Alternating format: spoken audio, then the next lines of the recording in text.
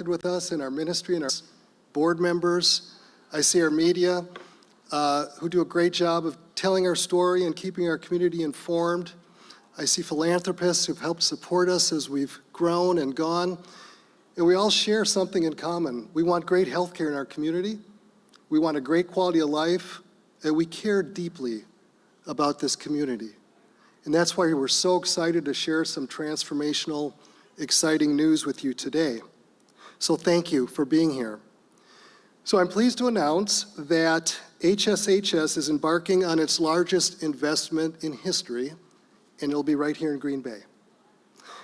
An estimated $270 million of capital will be spent and invested over the next 3 to 5 years to expand and transform HSHS St. Mary's Hospital Medical Center and enhance HSHS St. Vincent Hospital.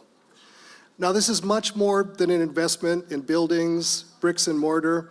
This is really an investment in our community, for our patients, for our neighbors, for those that trust us with our care, with our physicians, with all of our colleagues who each and every day count on us. This is an investment for them and for our future. This investment also really represents a growing community need, and that's what it's based on. And this community need is something we have been committed to for well over 100 years. So why today? Well, a few things. So Brown County is actually growing. In fact, the Wisconsin Department of Administration considers Brown County one of the fastest growing counties in the state, with the population expected to increase by 12% in the next 25 years. It's a good problem for all of us to have, right? To put that in sort of real numbers, about 11,000 more people in the next 4 years will call Brown, Oconto, Kewaunee, Dorr, and Marinette counties their home. That's a nice growth trajectory for a community, and I think reflects the quality of life that we have. In addition to that growth, as we all know, the demographics are pretty consistent across the country. We're all aging disproportionately as a population, which is good news. People are living longer. The challenge with that is, from a hospital perspective, over time, people get sick. People need a higher level of care. There's more chronic disease. And that's why we need to be here and expand looking forward. The third component is also a really good thing for the Green Bay area, is we have seen over the last few years a really expanding geography from where patients are coming from into a higher level of care in Green Bay. And that's not atypical. Our bigger hospitals are more prepared and for specialty care. And again, these dynamics of growth and an aging population, we're seeing patients generate from just a wider and wider geography. And we're seeing that each and every day, people coming into Green Bay for care. So ultimately, we need more space to take care of that population, that growing population. We need more space that can handle higher acuity care, sicker patients, more procedural type care.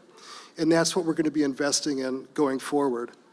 So the largest portion of our investment to start with will be right here at the St. Mary's campus. We'll begin this spring, summer. And today we're pleased to be able to share some further details with you on that and the transformation that we envision and the impact we believe it'll have in our community. So to get into some of the specifics, I'd like to introduce John Wagner, who I am thankful every day he's answered the call to serve as our Chief Operating Officer for HSHS Wisconsin. So John? Good morning. Thank you. Thanks, Bob. And thank you all for being here today. As we know, St. Mary's is the hospital located on Green Bay's west side. There's tremendous benefit to having a hospital in this location, not only for our community in the Green Bay area, but as well as the greater region, as Bob referred to. The convenience just off I-41 allows patients that are seeking our care as far north as the Upper Peninsula of Michigan, all the way down to Fond du Lac, be able to have easy access to high-quality specialty care right here at this facility. In recent years, HSHS, along with our physician partner, Prevea Health, we've invested a lot in the Shawano Avenue area into a robust medical corridor. When you come off of I-41, you encounter Prevea St. Mary's Health Center, as well as the Prevea Surgery Center and of course, HSHS St. Mary's Hospital. These are all immediately available and within close range, creating a coordinated care opportunity within this region. Together, this allows us to provide for patients to get the right care at the right place at the right time. And as Bob mentioned, with the growing population, a need for more hospital-based acute care, along with the benefits of a West Side location, we feel St. Mary's is really best positioned to serve this community need. So while we're still in the early stages of design, we wanted to share with you a conceptual look at what we envision St. Mary's to look like in the next 3 years.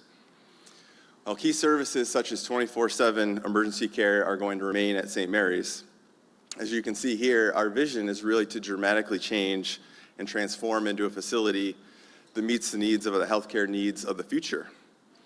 We're taking a very mindful approach as the design plans to ensure that we're creating a more spacious, more welcoming environment that helps promote healing at the highest level and enhances the experience for all of the folks that come through our doors. For example, one of our goals is to make navigating our campus as easy as possible. So we envision a much more prominent and clearly marked entryways, more parking spaces, and as this rendering shows from Shawano Avenue, what it looks like as you approach the hospital. We also want our patients, visitors, colleagues, medical staff, all to feel a sense of calm when they come into our facility. Studies have shown that exposure to natural light helps contribute to healing and prevent stress. So our plans include incorporating as much natural light into patient, visitor, and colleague areas as possible. To increase patient access, we're also going to need more space, better workflow, and procedural areas. So with all this, we envision a new medical tower on campus, and that will allow us to add more intermediate and intensive care beds so that we can care for more patients. There are also plans for more procedural and operating rooms, plus wider corridors and larger, more functional workspaces that will help our colleagues and medical professionals provide the best care and service possible to our patients. Again, while we're still in the early design phases, what you have seen and heard today is what we envision for the future here at St. Mary's and what we feel will best serve the community's need for greater access to care, not only on the west side of Green Bay, but also a new modern facility for the greater region that will help promote healing and hope at the highest level. As Bob mentioned, we're excited to get this project started as soon as possible. Our plan is to begin construction this summer, and we expect that this entire project will take approximately 3 years to complete. We also wanted to make sure that our community and our patients know what we're committed to in terms of taking a mindful approach as we move forward with the construction project. Plans are in place to ensure that patient care will not be interrupted during construction. Our patients can expect the same high quality and compassionate care that they receive today amid the construction process. We plan to use local contractors as much as possible. That way we can keep those dollars in the community. We recently hired C.D. Smith as our general contractor for the project. They're local to Wisconsin and they're headquartered in Fond du Lac. We've also enlisted HGA architect and engineers that are based out of Milwaukee. And we use Ancura for other consultative services related to design and operational efficiencies. We're committed to providing construction that is environmentally friendly and green practices during construction. We know that our founding sisters had a great reverence for the earth, and those values are deeply instilled in us as we embark on this major project. It's also important to us that we remain good corporate citizens and neighbors throughout the project. We will be and have been working closely with the city each step of the way, following all city ordinances. We'll only be allowing construction during normal business hours and being mindful about construction traffic in terms of deliveries and road traffic. We also want to ensure that our communities remain informed throughout this exciting project. So St. Mary's has established a page and a website for this very purpose. The site is now live, and you can scan the QR code here, and it will take you to a summary page for the project. And as new updates become available, this will be a source to find that. As we grow, we know that we're going to need more clinicians and staff to care for these patients. So part of this is an opportunity to visit our career site and see what positions are available for folks that maybe want to be a part of our organization while we embark on this journey. So as a reminder, our focus today is sharing our vision for St. Mary's. And as Bob mentioned, we also have plans to enhance St. Vincent campus across town. St. Vincent's is the home to our Level 2 trauma, our women and infant care, and our children's hospital. And we are still assessing how we can best enhance the public and clinical spaces on that campus. And we'll be excited to share those updates when we get more details in the future. The news of our growth is being embraced by many, including our colleagues, community leaders. And at this time, I'd like to invite Dennis Langenberg, Chair of the HSHS St. Vincent's and St. Mary's Board of Directors, to share a few words. Dennis?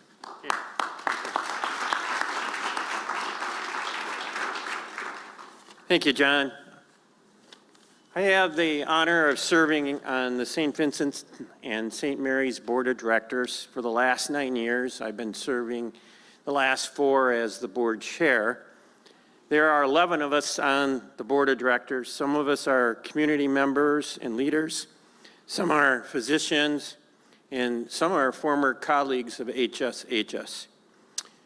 We all bring different backgrounds, and we bring our unique perspectives and expertise to the table. But most importantly, our presence ensures there's a community voice at the table, and that decisions are being made in the best interest of the community and based on community need. Many of our board members are here today, and I would like to take this moment to thank each of them for their service and to express all of our shared excitement about the future of St. Mary's and St. Vincent's. I also stand up here today as a patient and someone who can attest to the incredible care St. Vincent's and St. Mary's provides. My journey as a patient with HSHS started the moment my life began when I was born at St. Mary's sister hospital, St. Vincent's. 67 years ago, on December 10th, 1957. And no, you don't have to send me a birthday card. And today, my life can continue thanks to, once again, HSHS and my doctors. Just 6 weeks ago, I underwent a life-saving double bypass surgery. I am grateful every day that my primary care doctor had the instinct to test me further when I complained of cold feet at my annual physical. It led to the discovery of blockages in the heart, and I'm also grateful for the incredibly skilled and compassionate care that I received during that time. The care you receive at HSHS is body, mind, and spirit. And the compassion shown by the nurses, physicians, and everyone along the patient care journey is unmatched. My wife also experienced that compassionate care 10 years ago when she was on ICU, and also when she just had a knee surgery done here at St. Mary's. And this photo right here shows me and my youngest granddaughter, Margot, in the NICU at St. Vincent's. Margot was born prematurely, but is strong and healthy today, thanks to the expert and compassionate care she received with HSHS. St. Vincent's and St. Mary's have cared for generations of families, like mine, for more than a century. It would be hard to find a single person in this room who has not received care or who doesn't know somebody that received care by our hospitals. These hospitals are part of the very fabric of the community, and with these investments and plans to expand and modernize, they will be able to care for many more generations to come. As board chair, and on behalf of our St. Vincent's and Mary's board, we couldn't be more excited for the hospitals and our community who will benefit in the end. I thank you.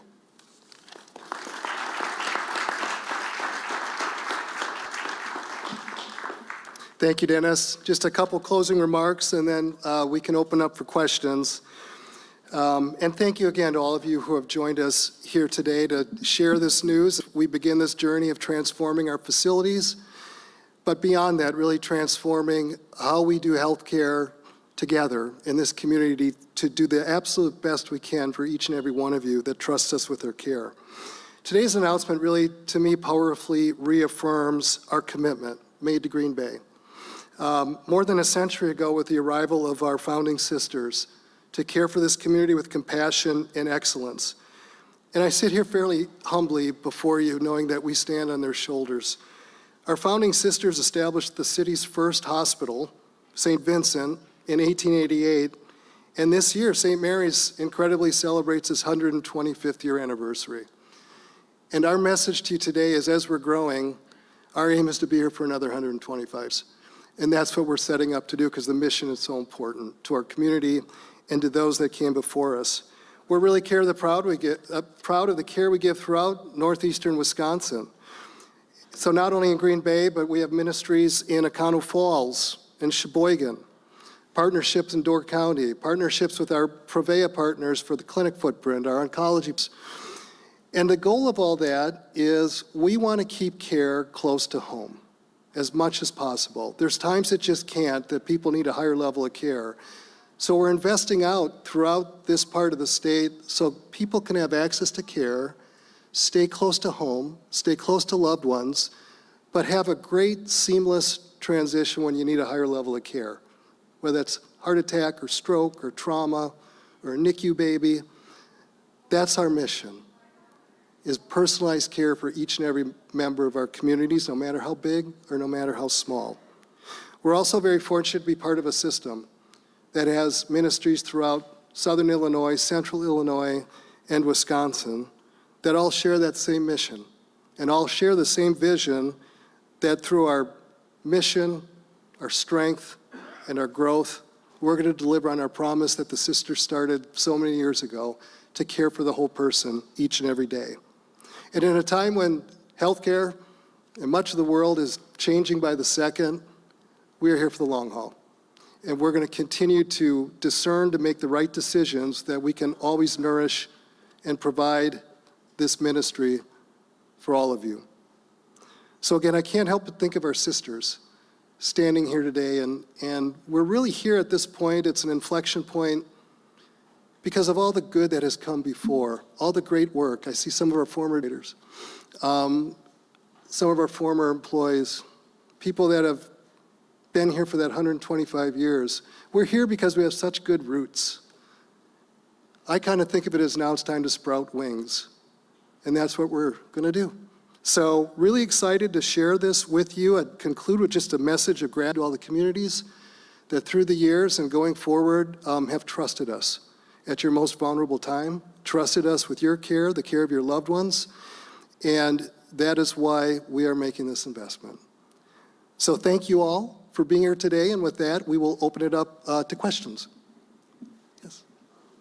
So, you mentioned this is a $470 million investment, but, it comes about a year after HSHS closed Western Wisconsin hospitals and clinics. I guess, how do you kind of square that? How do you balance it?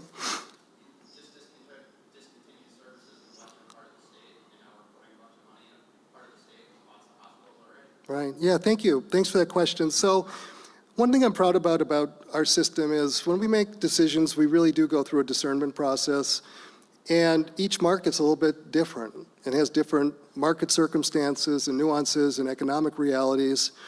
And so this decision didn't come at the expense of that one. They're very unique, very different. We're here because, we are the market leader. We're growing. The need is expanding.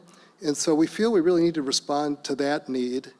But I appreciate the question, but each market's a little bit different. And I think throughout healthcare, throughout the states, people are looking at those where you have to really focus on what's driving the realities of each market, and how can you meet the need, and what would justify that. And so this investment is so critically important as we just continue to see this trend of growth here. So thanks for the question.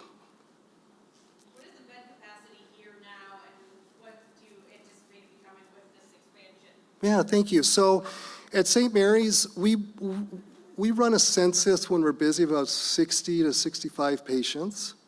The bed tower right now is planned, will be a little over 100 beds, but the biggest increase will be in ICU beds and critical care. So mention about sick patients coming in. Right now at St. Mary's, we have 8 ICU beds.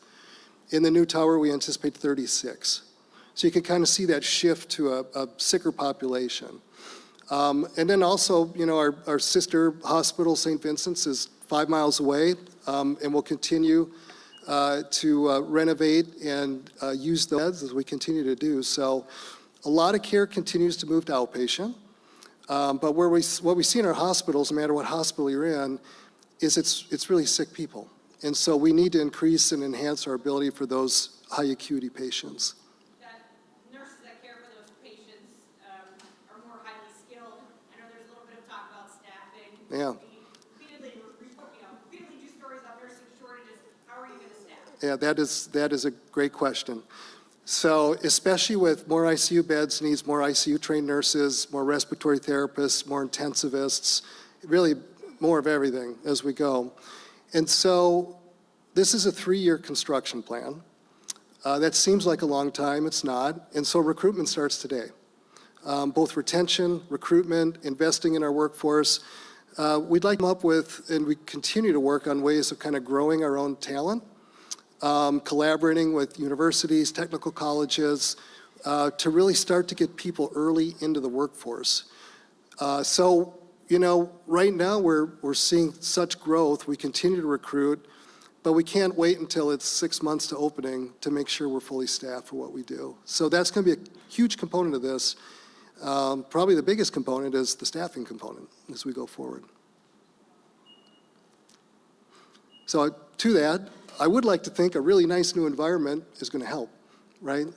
Because we're going to design it and process it in a way that maximizes our effectiveness, efficiency, and as John said, a really healing environment. So that's why we've got the kind of website for recruitment right up with the building, so we can kind of tie those together.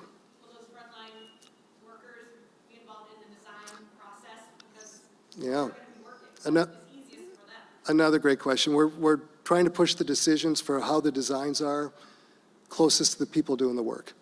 And so early design is underway, and we've got work groups, whether it's service line, nurses, our food service workers, whatever that might look like, is now's the time we start really getting more direct feedback from those that will be doing the work.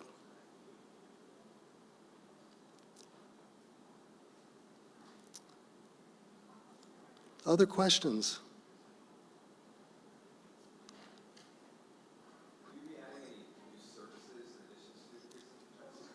Yeah, so great question was, are there new services? We continue to evolve our services as we go. It's probably more enhancing and increasing. So again, as we see higher levels of care coming in from communities from the Upper Peninsula to Door County to Fond du Lac to everywhere in between, they're coming here because they need a higher level of care. And so those areas are evolving too. Technology is changing. So cardiac care looks different today than it did, you know, even 5 years ago. So we have to invest in the facilities that can handle those type of procedural areas. Robotics is a big part of it, which is actually really cool. And so then we look at between the two facilities, how do we optimize those services so we're not duplicating, right, with like staffing. We want highly trained experts focused on those higher levels of care. So I wouldn't say adding new services as much as enhancing and optimizing the great services we have in this community.